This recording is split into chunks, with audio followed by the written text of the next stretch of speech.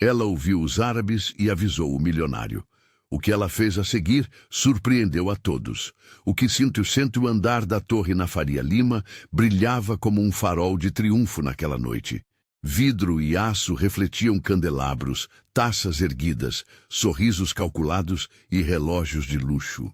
No centro, Juliano Santoro distribuía calor humano cortado à medida, sorrisos protocolados, apertos de mão que valiam mais que muitos contratos.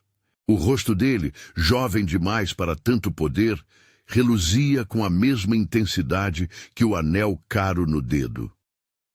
Alianças bilionárias se selavam com brindes e discursos ensaiados. Fotos eram feitas. As manchetes diárias já começavam a se formar na cabeça de quem estava ali para fotografar. Enquanto isso, quase invisível, Nádia movia-se pelos mesmos salões com a naturalidade de quem aprendeu a fazer as coisas sem ser visto. Avental azul, um saco de lixo discreto na mão, cabelos presos com um elástico simples. Era assim que ela entrava nas festas dos outros, varrendo migalhas que simbolizavam banquetes, recolhendo copos que lembravam promessas. Tinha 24 anos, uma fala medida, olhos que guardavam memórias de quem veio de longe. Nos bolsos do avental carregava mais que panos. Carregava os conselhos do bisavô Ibrahim, as histórias da família, um árabe linhado com o português que aprendera entre uma limpeza e outra. Ela conhecia os ritmos do prédio. Sabia por onde os convidados saíam, onde os garçons deixavam bandejas, o intervalo entre um brinde e o próximo discurso. Sabia também que havia lugares onde a invisibilidade era uma obrigação, corredores de serviço, escadas de emergência, a cozinha onde ninguém perguntava o seu nome. No entanto, naquela noite, a invisibilidade que sempre a protegia transformou-se em malha que deixou passar um som que mudaria tudo. No sussurro de 3 vozes, atrás de uma cortina de paletós caros, havia um plano. Não eram apenas vozes. Eram confluências de intenções, uma promessa de poder absoluto, uma determinação fria sobre como resolver um problema. Nádia parou, os dedos presos ao cabo da vassoura por reflexo. Era difícil ouvir, mas ela sabia as cadências, reconhecia palavras que o bisavô repetira como advertência e poesia. Não precisava de tradução completa.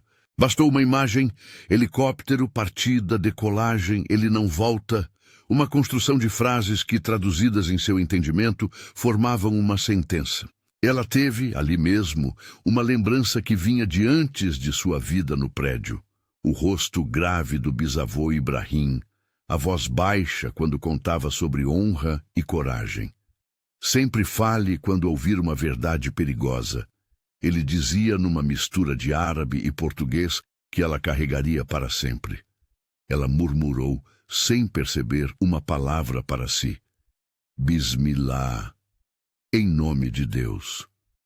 Era um ato menor de coragem, uma coragem doméstica, quase íntima.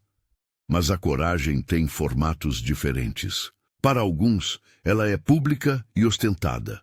Para Nádia, era a escolha entre sair e seguir invisível ou entrar onde ninguém queria que ela entrasse. Ela caminhou até a beirada do salão, procurando o rosto de Juliano entre a multidão. Ele estava em seu posto de rei, ladeado pelos irmãos Al-Faid, cujos olhos parecavam medir o mundo em barras de ouro. A conversa deles cessou por um segundo, como que notando a presença de alguém.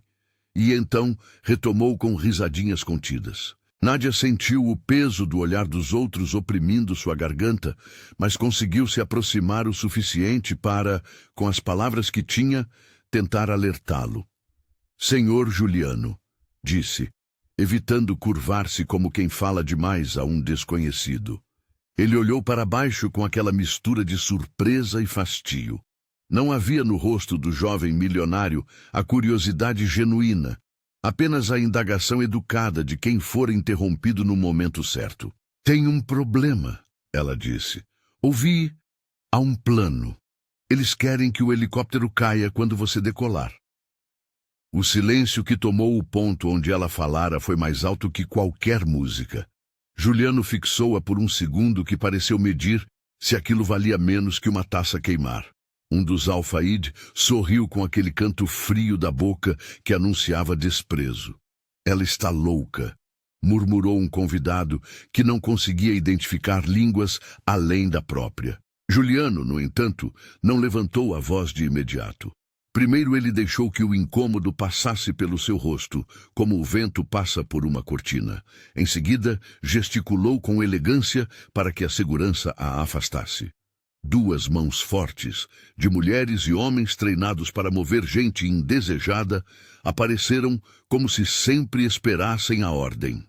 Ela deve ter se enganado, disse ele com voz medida, e o tumulto de olhares voltou a ocupar o lugar que ela tentara preencher com a verdade. A humilhação não foi apenas a ordem para que ela fosse embora.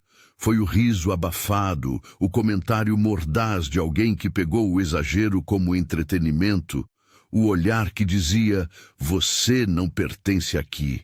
Aquilo queimou mais que o calor do halogênio. Em segundos, teve alguém a empurrando pelo limite do salão, para o corredor onde o ar era mais frio e o piso tinha cheiro de limpeza. Tiraram o avental e o colocaram com descaso sobre um balcão metálico. A demissão foi um gesto, menos uma palavra, e mais um movimento. Saia, disse o chefe de segurança que até alguns minutos antes tinha visto nela apenas uma sombra útil para o brilho alheio. Não queremos problemas. Nádia ouviu cada sílaba como uma lâmina que cortava o próprio alento. Não foi surpresa que a gerência marcasse o fim do expediente. No prédio onde cultuavam o sucesso, uma funcionária que trouxera medo ao anfitrião não poderia permanecer. Ela estava, naquele exato momento, sem emprego e sem defesa. Mas aquilo, para ela, era menor que a imagem que persistia, um helicóptero voando, momento de partida, Juliano lá dentro e a palavra que havia ouvido que repetia como um refrão na sua cabeça, morte. No corredor de serviço, longe das luzes, o coração de Nádia bateu acelerado com uma decisão que vinha ligada ao senso de honra que o bisavô lhe impusera. Não deixar que a própria invisibilidade convertesse-se em cumplicidade. Ela olhou para as mãos, manchadas de cera e de vinho de limpeza, e por um segundo imaginou que elas fossem as únicas capazes de tocar o mundo com verdade. Lembrou-se de histórias em que pequenos gestos mudavam destinos. O fio puxado que aciona um interruptor, a lâmpada que revela o que estava escondido. Não foi um plano de heroína glamurosa, foi um gesto urgente e pragmático. Acionar o alarme de incêndio, paralisar a decolagem, forçar uma revisão imediata, criar uma barreira de procedimentos que não poderiam ser pulados por ninguém, nem por bilionários, nem por magnatas estrangeiros. Ela saiu do corredor de serviço com passos que pareciam mais pesados do que realmente eram. O botão vermelho ficava junto a um quadro de avisos, tão visível quanto curiosamente intocado. Havia regras naquelas paredes que ninguém costumava ler. Mas o alarme não exigia senhas ou discursos. Exigia apenas a pressão de um dedo. Quando apertou, o aviso foi tanto sonoro quanto líquido. Primeiro veio o alarme, um som estridente que atravessou os vidros e as madeiras polidas. Depois veio o choque, sprinklers que se abriram como chover sobre as cabeças de luxo. Champanhe se transformou em chuva. Paletós italianos ficaram pesados e úmidos. O brilho se diluiu em gotas que cintilavam e caíam. Havia surpresas na reação das pessoas.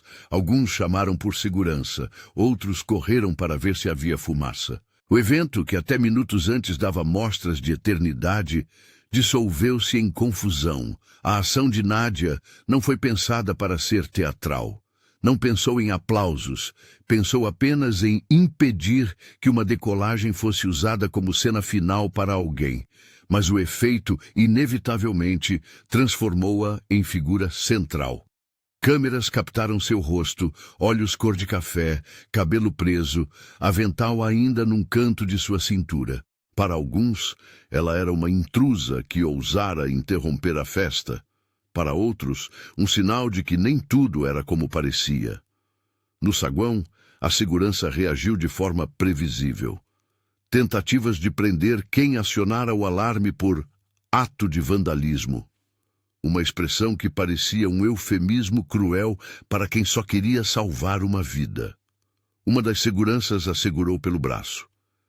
"É por isso que você não entra nos eventos", sussurrou, com a mistura de pena e autoridade de quem não se sentia parte do problema. Nádia, porém, não fugiu. Não porque se sentisse poderosa, mas porque sabia que sair seria permitir que a notícia se perdesse entre sussurros de corrimão. Juliano desceu ao saguão com o rosto lavado de arrogância. A água encharcada no paletó poderia muito bem ser o preço que pagava por sua glória momentânea. Sua boca se abriu num riso que buscava dominar a situação, mas havia um fulgor novo ali. Surpresa. Algo daquele alarme não era um inconveniente trivial. Era um costumeiro contratempo com potencial para estragar aviões e reputações. Os Al-Faid se mantinham próximos, os trajes caros agora borrados com traços de chuva interna, e eles o observavam com aquele olhar medido. "Você foi a responsável por isso?" perguntou Juliano com voz alta o suficiente para que a pergunta soasse como acusação.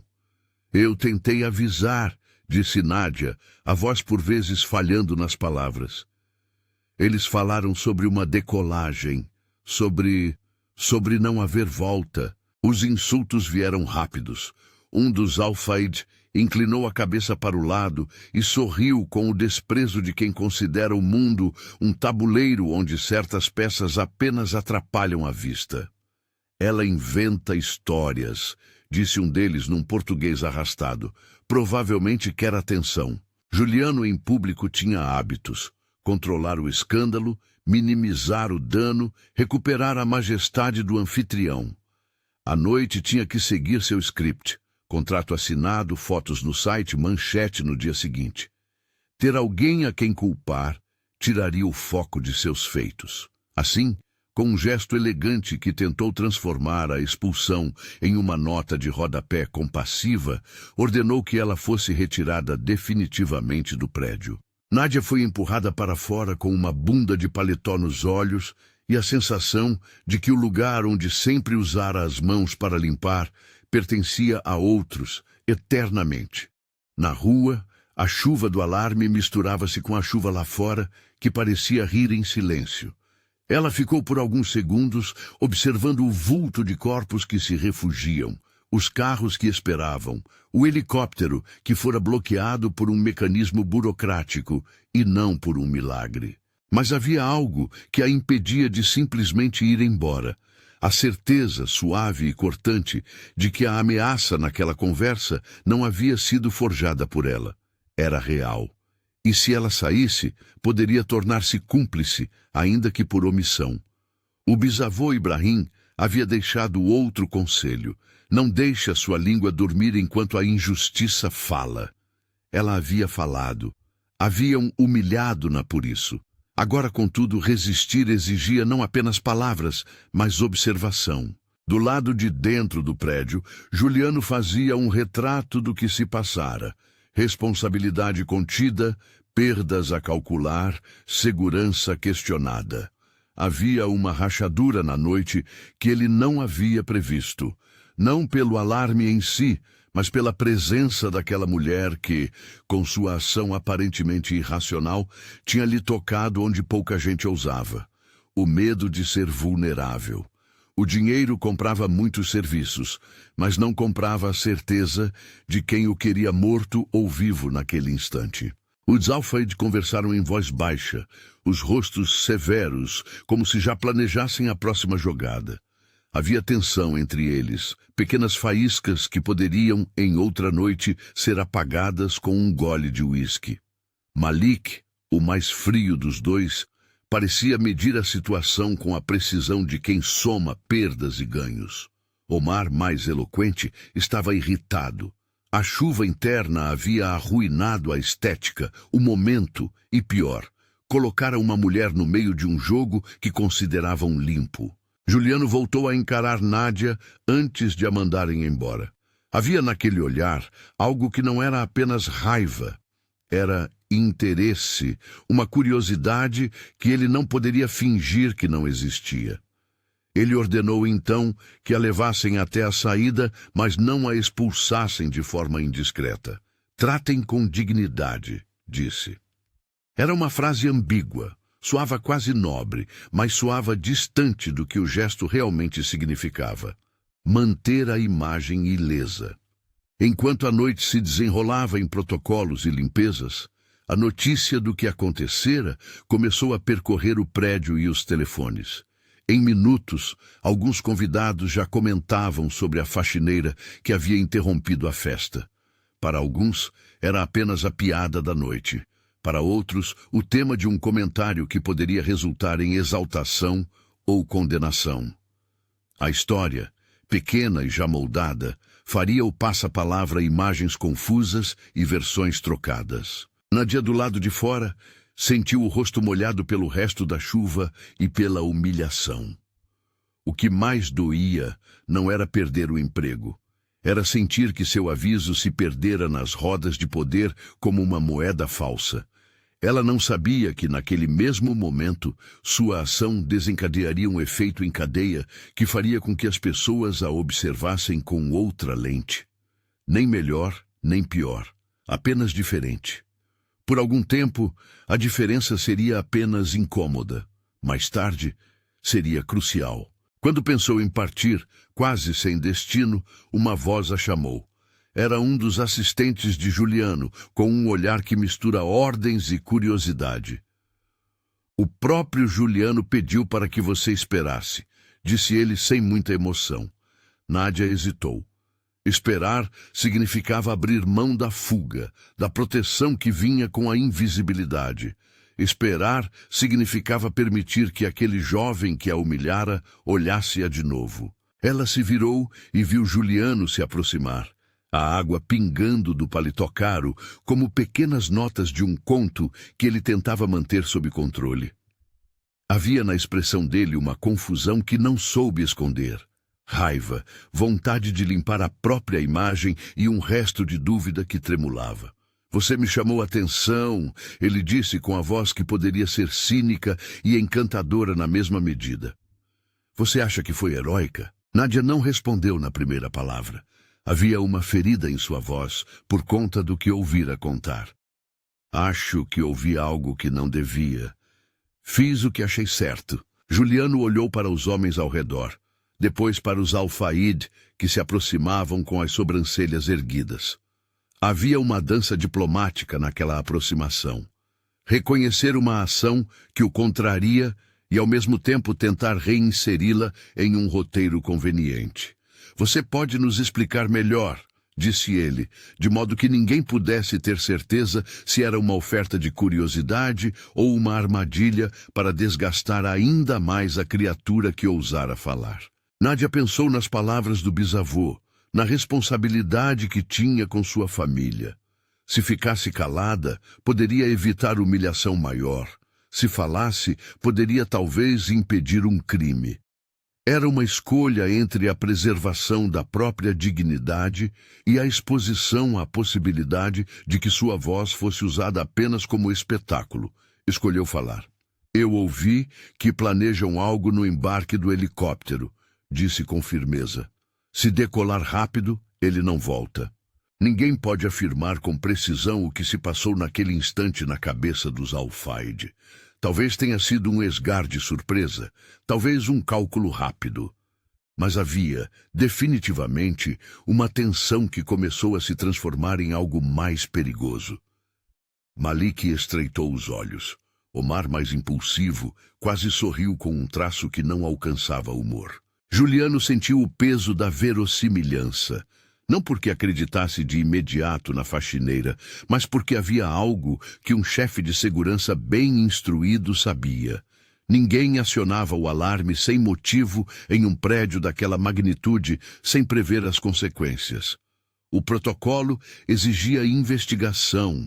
O helicóptero, por ora, era um problema que ele poderia solucionar com a equipe técnica. Mas havia algo em Nádia que o puxava para fora daquele raciocínio frio, uma firmeza que incomodava. Vamos verificar, disse ele, num tom que tentou ser prático. Mas se for brincadeira, você terá que responder por isso. Enquanto isso, as câmeras do prédio captavam cada movimento. A água correndo, o olhar de Juliano, o corpo de Nádia encharcado. Aquela imagem, mais tarde, seria editada de várias formas. Mas, naquele instante, ela era apenas um ponto fixo em meio ao ruído de um acontecimento que poderia ameaçar uma vida. Eles a conduziram para perto de onde os carros aguardavam. Juliano recebeu mensagens no telefone. Falava rapidamente ao ouvido de assessores. Os Alfaid, com seus olhares duros, ficaram do lado de fora como se o prédio fosse um tabuleiro, e eles, peças que só precisavam se mover no momento certo. Nádia sentiu a aproximação inevitável do carro blindado. Ao entrar, as luzes se apagaram, portas pesadas fecharam. Ela estava, por opção e por ordem, dentro do cerne do poder que havia tentado avisar. O motorista, reservado, mantinha as mãos firmes no volante. Juliano ajeitou o paletó molhado e, por um segundo, olhou para Nádia com uma mistura de curiosidade e uma arrogância que não desaparecera completamente. Explique tudo agora, pediu. Ela respirou fundo. O ar dentro do carro tinha cheiro de couro e eletrônicos.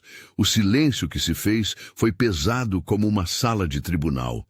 Lá fora, a cidade seguia rápida. Ali, no carro que os levava, os passos do destino se alinhavam de formas que ninguém ainda compreendia.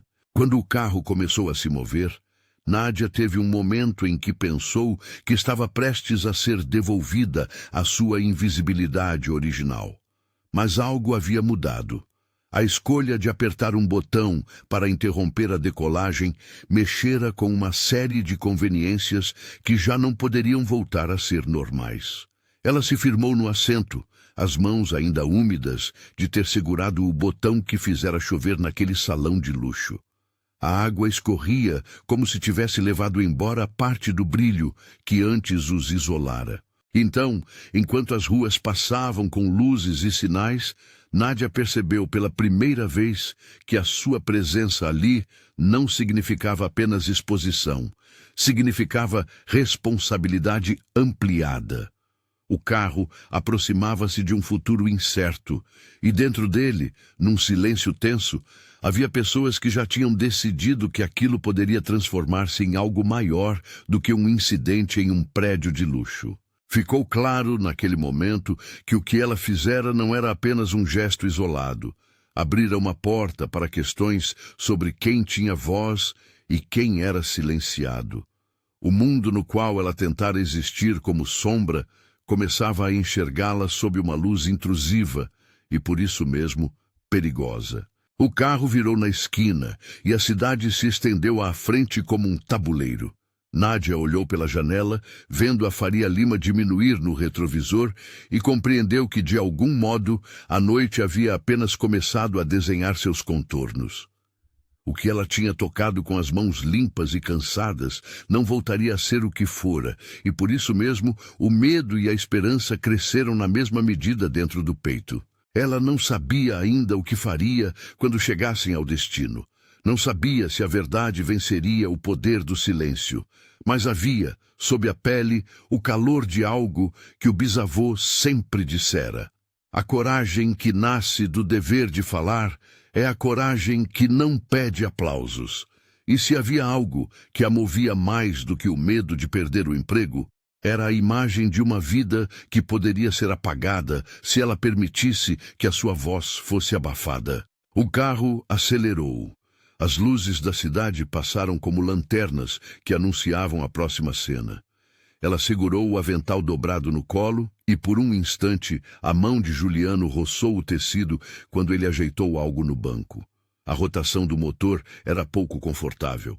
Na vizinhança do ombro dele, havia uma tensão que prometia que a noite não terminaria sem barganhas. Do lado de fora, a chuva do alarme começava a virar história nos celulares. Entre impressões e selfies molhadas, ninguém parecia notar que as peças de um jogo maior começavam a se mover. Dentro do carro, o mundo era menor e mais concentrado. Juliano, os Alfaíde e ela.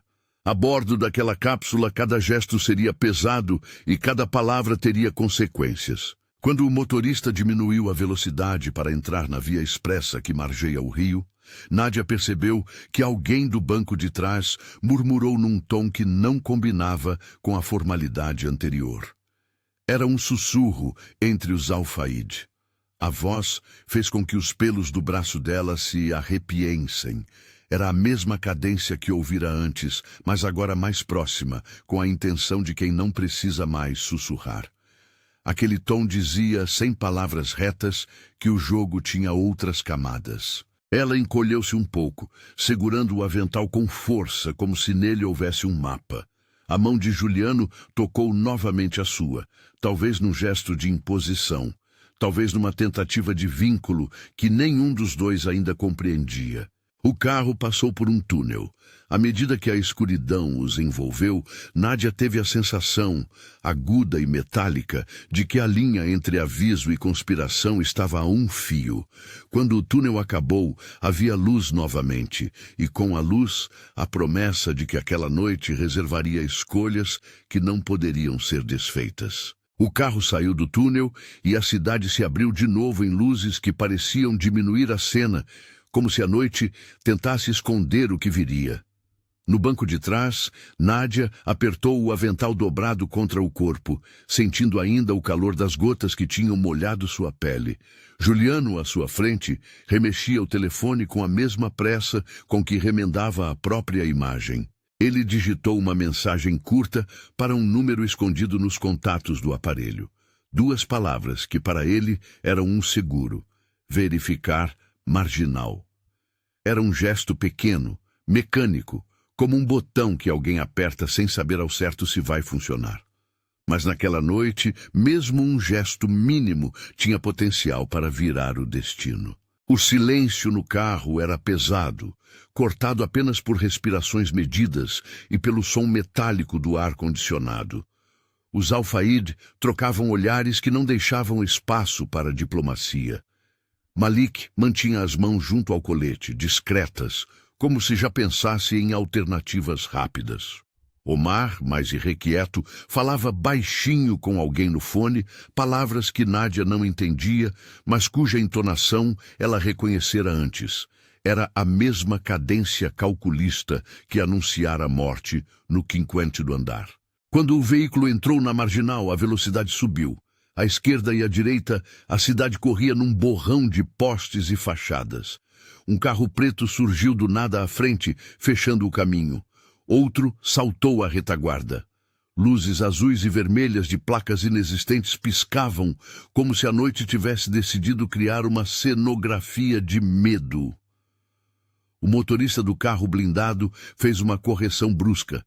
Juliano apertou o cinto com um ruído seco, os olhos retesos. Do banco de trás, a voz de Omar ficou mais clara, como se ele finalmente tivesse desistido do sussurro. Agora, murmurou com um riso que nem tentava ser disfarçado. Malik inclinou-se para a frente, as mãos saindo do casaco como se esperassem um comando. Nádia sentiu que sua garganta secava. Aquele era o movimento que ela, de algum modo, tentara impedir 1 hora antes, com a chuva do sprinkler e o alarme estridente. Houve um estalo, um clarão de luz, um farol contra o vidro traseiro e o carro da frente freou de repente. 2 homens surgiram lateralmente, abrindo a porta do carro blindado que os cercava. O som das primeiras rajadas de arma de fogo ricocheteou no berço do rio. O vidro dianteiro trincou com uma rachadura que soou como algo partindo dentro do peito de Nádia. O motorista gritou. Juliano virou o rosto, mostrando pela primeira vez medo real, não a máscara calculada que usava em eventos. A reação foi tão automática quanto a ação que fizera antes. Nádia se ergueu, como se um fio invisível a puxasse para a frente. A violência que recaiu contra o carro trouxe a imagem do bisavô à sua mente. Não as histórias de bravura, mas o conselho simples e áspero que o homem lhe dera quando era criança. Quando ver a injustiça, não feche os olhos. Ela se moveu sem pensar, pegando a garrafa que havia na alça lateral do banco, um resto de champanhe que alguém havia deixado ali. O vidro da garrafa bateu no apoio com um tilintar seco. O metal do carro vibrou sob o impacto das balas. O primeiro homem que apareceu por uma porta de trás já tinha a arma apontada. Malik se inclinou para pegá-la, um movimento calculado para tirar o controle do veículo. Nádia avançou. Não havia técnica, só impulso. O som do choque, o ranger dos corpos se encontrando, o cheiro metálico da adrenalina dominavam tudo. Sua mão, por instinto, atingiu o braço de Malik. A garrafa estilhaçou-se num golpe que soou alto no interior do carro. Malik recuou, levando consigo um corte ruidoso. A mão dele abriu-se e do casaco, no lugar onde muitos guardavam segredos, saiu uma arma. Nádia viu a arma de relance. Viu também que tinha poucas opções. Um som seco, um grito sufocado, o couro estalando quando alguém foi empurrado contra o encosto. Em frações de segundo, a razão fez uma ponte com a coragem. Agarrou o pulso de Malik com as mãos que sempre haviam limpado mesas e chão, e com uma força que surpreendeu a si mesma puxou a arma. Malik resistiu. O corpo do homem estava tenso como uma corda. Nádia ouviu um estalo e sentiu algo rígido bater contra a palma. Seu dor era real, vibrava nos dedos. Mas a objetividade vinha junto. Se não tirasse a arma, alguém morreria. A luta foi breve e brutal. Juliano, agarrando-se ao volante com unhas brancas, gritou algo que se perdeu entre tiros e metal. Omar, num impulso de raiva, lançou-se para ajudar o irmão, mas foi contido por um golpe de alguém que viera da lateral, um homem do carro que os atacara. A confusão virou uma massa agitada de corpos, mãos, gritos. Nádia, com as palmas escancaradas de poeira e suor, conseguiu virar a arma para cima, longe de qualquer trajeto letal. Fez de tudo para que o som dos passos não fosse o de um fim. Foi então que ficou no banco de trás, com a arma quente sob a palma, e viu o telefone de Omar cair numa fresta entre os bancos. A chance apareceu como uma fresta de luz entre as nuvens. Enquanto Malik se recompunha, ela estendeu a mão, enfiou o braço no vão, agarrou o aparelho e, por um reflexo que vinha de tantas horas de cuidado no trabalho, achar o que parecia perdido com as mãos, desbloqueou a tela com o polegar que tremia. As mensagens apareceram. Eram curtas, objetivas, sem metáforas. Horários, nomes de pilotos, códigos de embarque. Havia uma linha que piscou mais que as outras e que a fez engolir em seco. Confirmar. Santoro embarca às 20h30. Proceder.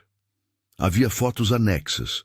Um plano do heliporto, um mapa com uma marcação no ponto de decolagem, nomes de contato. Havia também uma sequência de mensagens mais ambíguas, encaminhadas de um número para outro com instruções logísticas, mas o sentido era claro. Nada daquilo era conversa vã. Nádia não sabia direito como funcionavam as provas, as correntes de comando das grandes corporações, as traduções necessárias para transformar um fio de evidência em uma corda judicial. Sabia, porém, que tinha em mãos o que confirmava o que ouvira no andar de cima. A confirmação ardia dentro dela como uma chama curta e concentrada. Não pensou em salvar a si mesma. Pensou em abrir o escuro, em transformar um plano em palavras que pudessem ser lidas por quem tivesse autoridade. Ela colocou o telefone à vista de todos. Vocês não vão com isso, disse, a voz cortando a confusão. Olhem, aqui está.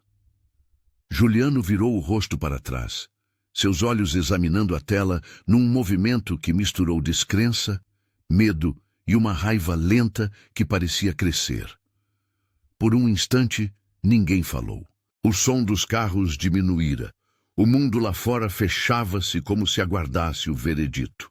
Omar tentou puxar de volta o aparelho, as palavras saindo no idioma que pouco dominava. Promessas de dinheiro, ameaças veladas. Não é necessário, murmurou. E foi a vez de Malik, ferido, perder o pouco controle que tinha. Nádia, segurando a arma pelo cano e o telefone pela tela, fez algo que surpreendeu até a si mesma. Mandou uma mensagem para o número que estava como contato principal no aparelho. Um nome seco, um celular que, pelo contexto, parecia ser do coordenador da ação. Ela escreveu poucas palavras em árabe, as mesmas que aprendera com o bisavô para pedir calma. Eu que fui lá, Malia. Abortem a operação. Em seguida, com a ponta dos dedos tremendo, mostrou a tela para Omar e Malik. Se ele não mandasse, ela mandaria. Se ele não obedecesse, ela enviaria para todos os contatos. O efeito foi imediato. Omar ficou pálido. Malik, embora recuado, não aguentou a exposição. Eles não podiam mais agir como se fossem invisíveis. A publicidade do telefone, a prova em mãos de uma faxineira, transformara o crime planejado em algo que poderia ser rastreado. No momento em que Nádia apertou enviar e mostrou, o poder do anonimato deles quebrou como vidro. Por outro lado, o gesto de Juliano, que havia mandado a mensagem curta antes, também surtira efeito. A central que ele informara acionara uma patrulha. Um carro de polícia, discreto, apareceu numa saída lateral da marginal, como uma sombra que se tornava forma. Havia quilômetros de distância entre a intenção e a chegada, mas naquele momento os caminhos convergiam. Faróis azuis recortaram a noite enquanto outro veículo bloqueava a frente.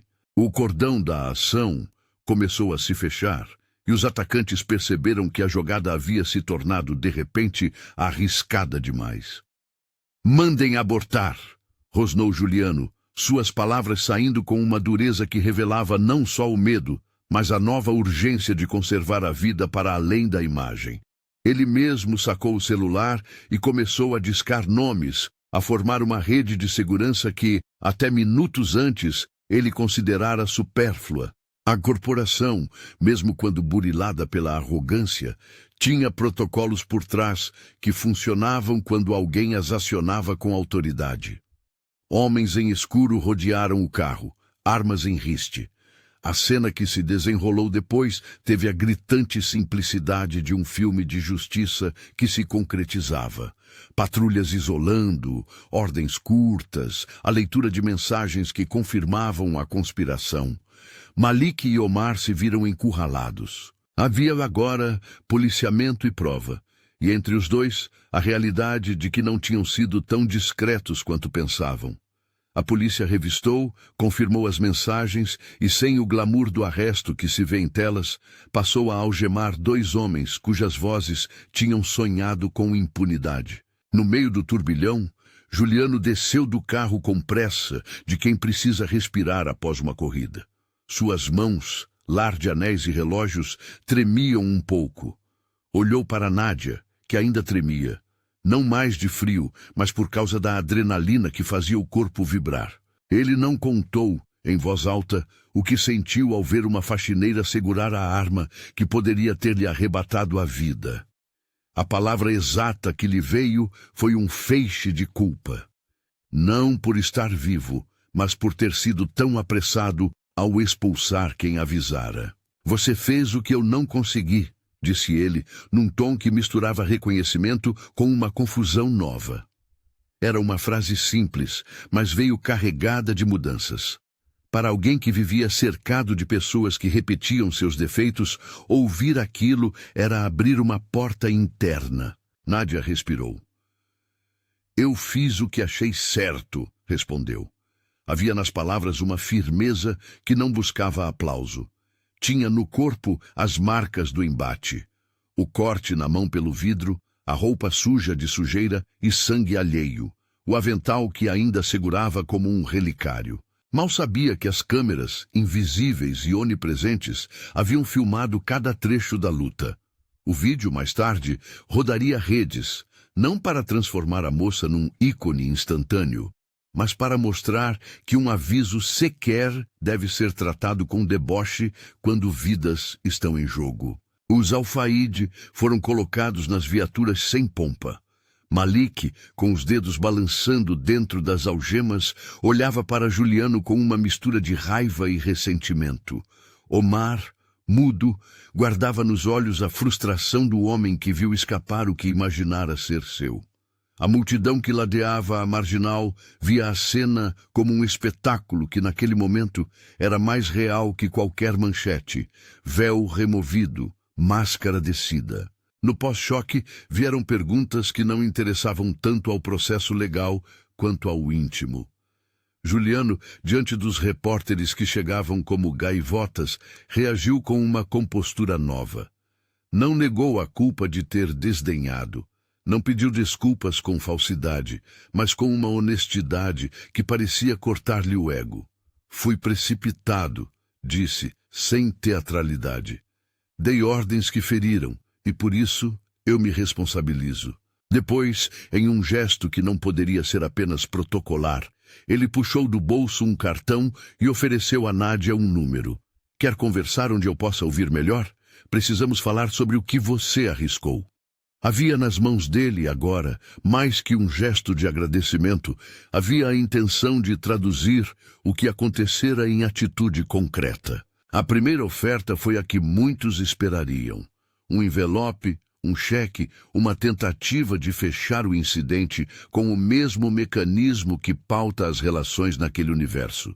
Dinheiro.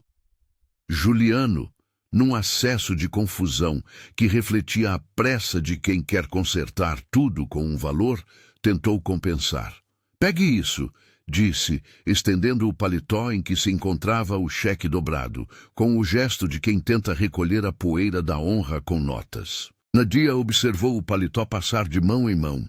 Sentiu o tecido caro roçar os seus olhos e lembrou-se do irmão mais velho do bisavô, das histórias de honra onde o dinheiro não apagara a dívida moral. A recusa foi rápida e firme. Não, disse, com a mesma simplicidade com que havia apertado o botão vermelho no 50º andar.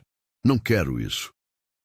O silêncio que se fez foi um pequeno choque para quem esperava que o dinheiro resolvia qualquer problema. Juliano hesitou. Não gostou da recusa. Não por vaidade, mas porque pela primeira vez se via diante de alguém que não fazia do agradecimento mercadoria. Ele tentou novamente, oferecendo trabalho, acesso à educação, a promessa de colocar a mão no sistema que tantas vezes excluía. Era diferente. Era humildade que vinha com compromisso. Eu posso te empregar na empresa, disse, com uma voz que buscava não soar paternalista. Não como favor, mas como posição formal. Salário, direitos, estudo pago. E se você quiser, um cargo que te dê voz sobre como tratamos as pessoas que trabalham conosco. A oferta incendiou o coração de Nádia de uma maneira inesperada. Ofertas de emprego haviam surgido antes, com mais humilhação, com menos dignidade, com palpites condescendentes, mas aquilo vinha de alguém que havia visto, no banco traseiro de um carro que quase fora seu túmulo, o que a coragem simples pode fazer. Ela pensou no bisavô, naqueles conselhos sussurrados entre panos e chá, e sentiu que recusar seria voltar a ser invisível por escolha. Aceitar significaria assumir um caminho que não apagava o passado, mas talvez o transformasse. Eu não aceito caridade, disse então. Quero trabalho com respeito, quero estudar e quero que minha voz conte. Ela enfiou o avental no bolso e o gesto de guardá-lo foi quase simbólico. Não era renúncia, era preservação. Se for para fazer diferente, faça certo. Não me dê doações por foto. Juliano olhou longo para ela. Aquela condição o atingiu em algo profundo. Era um ponto de ruptura, reconhecer que reparar não é apenas pagar. Sugeriu, então, algo que talvez fosse o primeiro passo de uma reparação que não se limitasse a gestos simbólicos. Um plano de qualificação para os funcionários de limpeza da corporação. Um mecanismo de voz no conselho que tratasse das condições de trabalho. E a proposta de contratação de Nádia para coordenar esse projeto com autonomia e salário justo. Houve uma negociação, formal e cheia de olhares medidos. Não foi imediata nem heróica, foi pragmática e cheia de cláusulas, assinaturas e juramentos diante de advogados. Era, no entanto, a promessa de que algo iria mudar. Nádia assinou. Não só por si, mas como quem representava as mãos que limpavam e que até então pouco ocupavam espaços de decisão. Nos dias que se seguiram, o caso ganhou manchetes e debates. Havia os que tentavam reduzir tudo a um sensacionalismo fácil. A faxineira que salvou o milionário, disseram manchetes que buscavam a narrativa mais curta e vendável. Nádia leu notícias com cautela. Reconhecia ali uma simplificação que a colocava sempre numa caixa. Não queria ser heroína de capa. Queria que a mudança fosse estrutural. E mesmo assim, sabia que seu rosto serviria para inspirar conversas difíceis. O processo legal contra Malik e Omar avançou. As mensagens foram anexos importantes. A polícia apresentou um caso técnico e seco que culminou em prisão preventiva e em investigações que envolviam mais do que os dois irmãos. A história não era só de ganância. Era também de uma manutenção de privilégios que, quando ameaçados, se mostravam impiedosos. A justiça, lenta como sempre, fez o trabalho que lhe era possível. Mas o resultado mais tácito foi outro.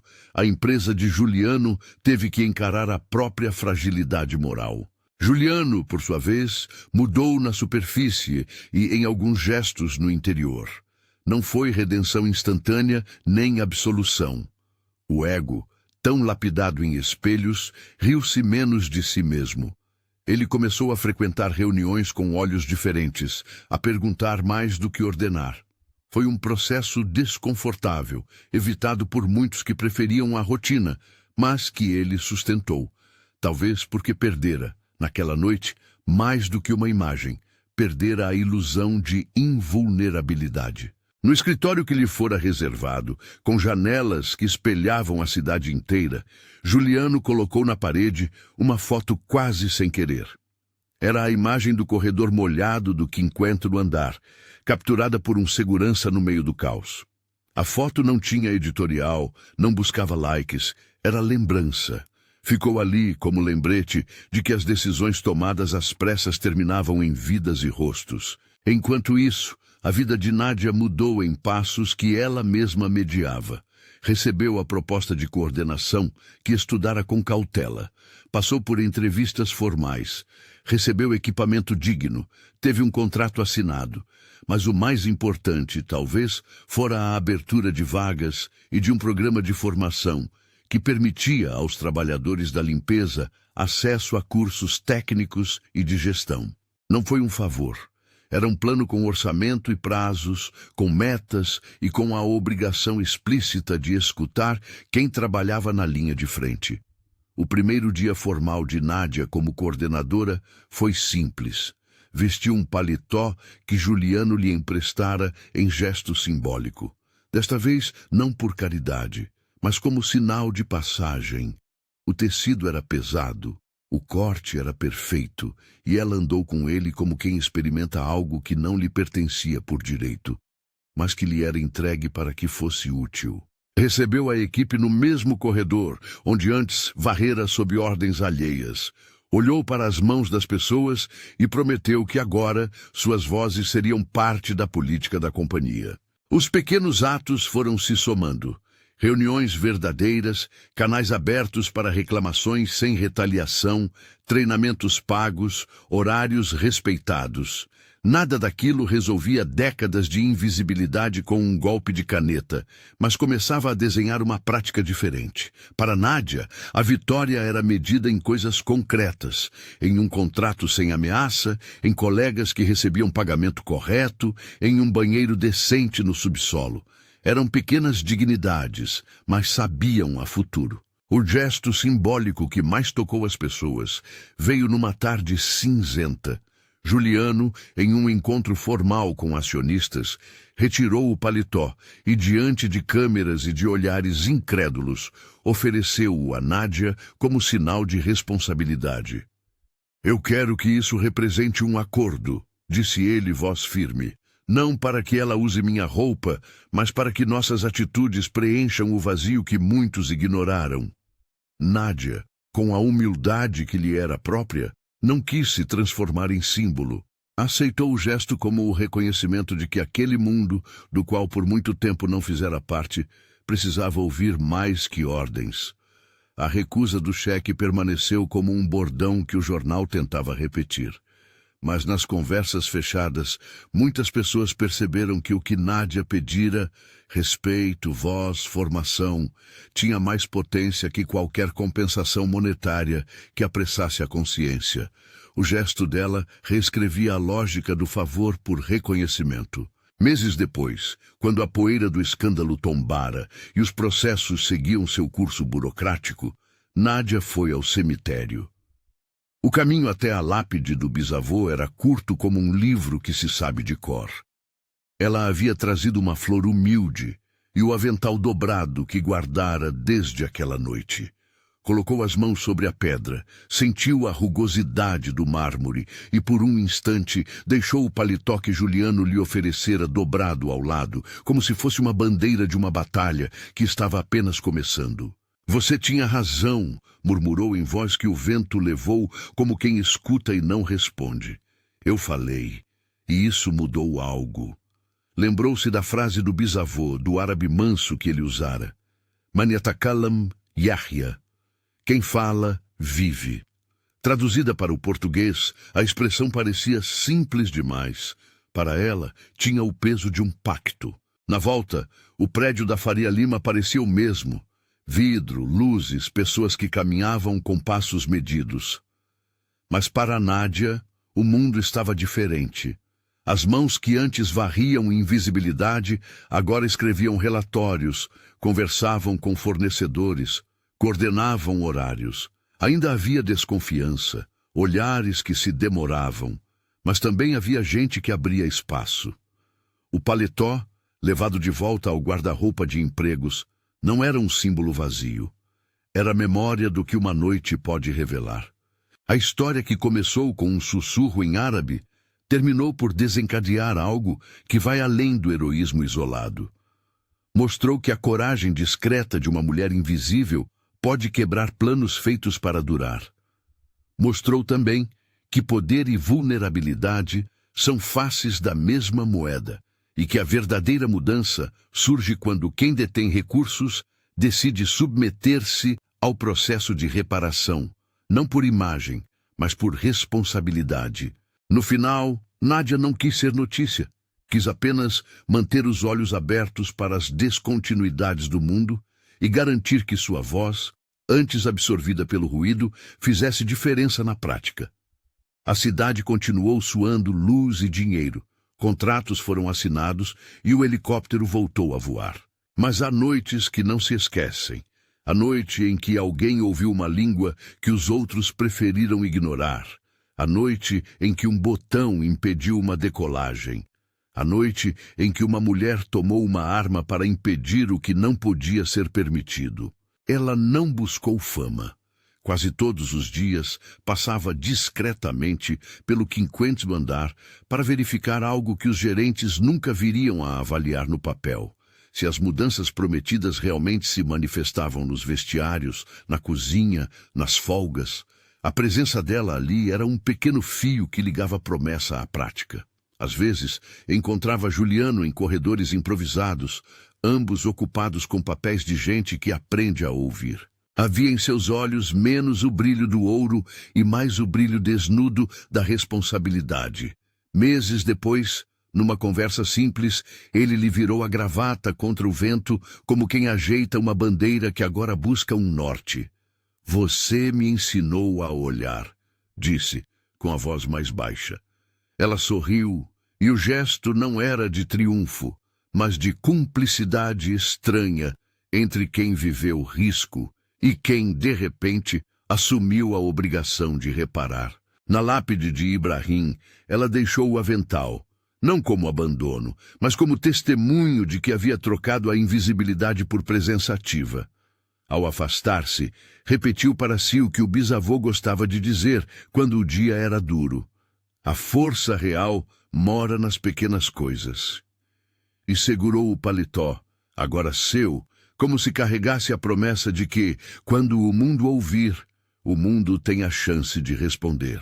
Se essa história chegou até você por uma manchete, uma reportagem ou um vídeo que circulou, talvez a lição maior seja simples. Voz e ação dispensam holofotes. Às vezes, o que surpreende a todos não é um gesto grandioso filmado, mas a decisão insistente de não mirar na própria segurança quando a urgência é a vida de outro. Nádia escolheu viver de acordo com aquilo, e foi o suficiente para pôr em movimento algo que muitos achavam imutável. Se essa história tocou você, fique até o final do canal. Compartilhe nos comentários qual decisão você teria tomado naquela noite e, se sentir vontade, curta e inscreva-se para ouvir outras histórias que mostram como coragem silenciosa pode transformar lugares que pareciam intocáveis.